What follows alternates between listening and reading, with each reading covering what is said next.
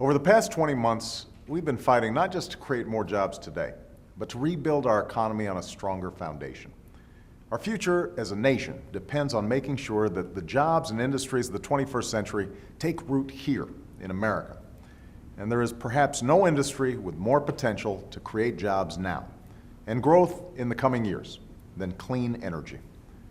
For decades, we've talked about the importance of ending our dependence on foreign oil and pursuing new kinds of energy like wind and solar power. But for just as long, progress had been prevented at every turn by the special interests and their allies in Washington. So, year after year, our dependence on foreign oil grew. Families have been held hostage to spikes in gas prices. Good manufacturing jobs have gone overseas. And we've seen companies produce new energy technologies and high-skilled jobs, not in America, but in countries like China, India, and Germany. That's why it was essential for our economy, our security, and our planet that we finally tackle this challenge. That's why, since we took office, my administration has made a historic commitment to promote clean energy technology. This will mean hundreds of thousands of new American jobs by 2012. Jobs for contractors to install energy-saving windows and insulation. Jobs for factory workers to build high-tech vehicle batteries, electric cars, and hybrid trucks. Jobs for engineers and construction crews to create wind farms and solar plants that are going to double the renewable energy we can generate in this country. These are the jobs building the future. For example, I want to share with you one new development made possible by the clean energy incentives that we've launched. This month, in the Mojave Desert, a company called Bright Source plans to break ground on a revolutionary new type of solar power plant. It's going to put about 1,000 people to work building a state-of-the-art facility.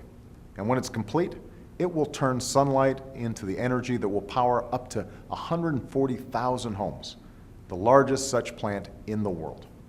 Not in China, not in India, but in California.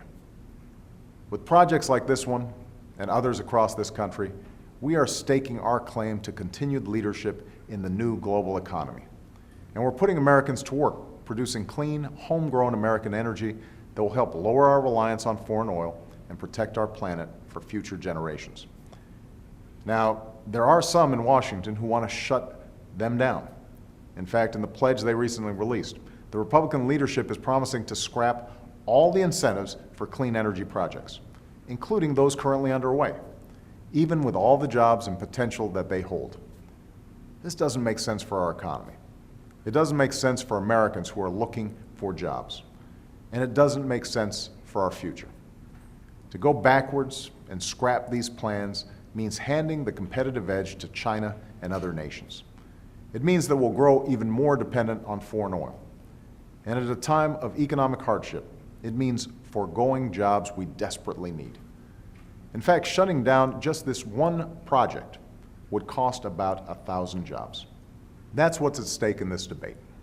We can go back to the failed energy policies that profited the oil companies but weakened our country.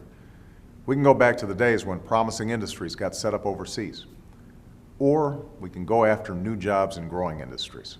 We can spur innovation and help make our economy more competitive. We know the choice that's right for America. We need to do what we've always done. Put our ingenuity and can-do spirit to work to fight for a brighter future. Thanks.